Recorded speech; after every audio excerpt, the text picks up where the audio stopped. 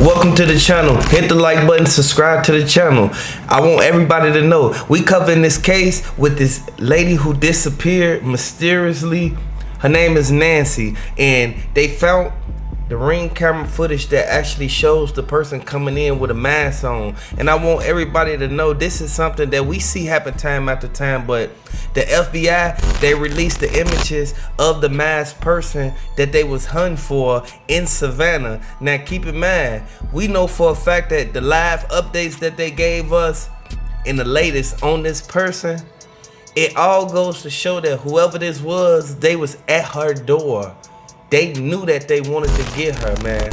I would like to see RIP to this lady Nancy, and I would like to send my condolences out to her family, because these are the ones who's sitting back. They trying to find out what happened to their loved one. Now I want everybody to know I got the video, and I'm gonna go over everything with you, so I'll be sure to show you the facts and details of what's going on.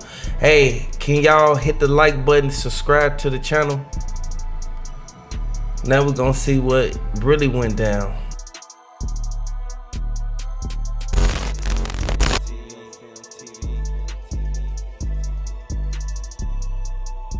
Right now for managing to recover this.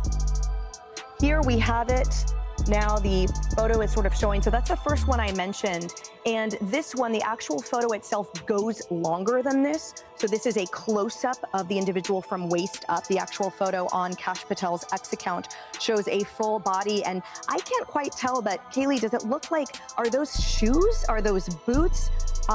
They appear to be, if you zoom in closely, Emily, at the bottom, it appears to be tennis shoes, because I see at the very tip there's a little black plastic piece that seems like they would be tennis shoes. You see the black gloves. I mean, this is clearly someone intent on doing something and intent on being concealed and not seen while doing it. You see the backpack straps, and just a hat tip to the FBI right now for...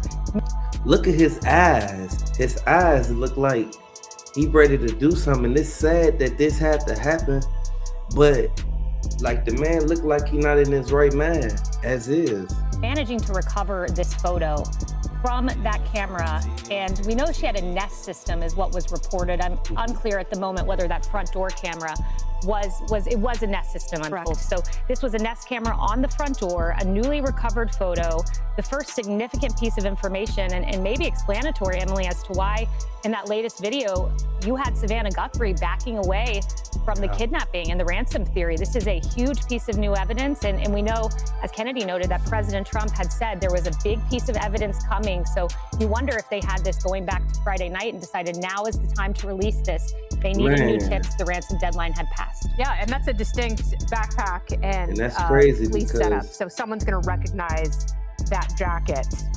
That definitely looks like a guy based on body. Exactly, and that's why I was saying that's crazy, because it looks like a man in the video as they taking screen snaps. And I want everybody to know, man, I would like to send my condolences out to this woman and her family, man. Composition, the size of his head. You know, their shiny gloves are either black latex or leather, and yeah, that someone's going to identify that backpack pretty quickly. And I just want to point out, because I want your thoughts on this. Now that we have this specific imagery from Nest, you can see in the upper right-hand corner it says Nest. This gives us a specific time, which means can the subpoenas now and then the warrants be narrowed down to this? We've talked about cameras that didn't have footage, but could this help to locate this individual as he likely went through Tucson afterward, now that we know the exact moment that these photos were taken? Great point, Emily. So two things. One is, I wouldn't focus so much on the clothing as whether the facial features are clear enough for there to be facial recognition software run on them, because everybody's face is unique. It depends on the spacing between your eyes and so on.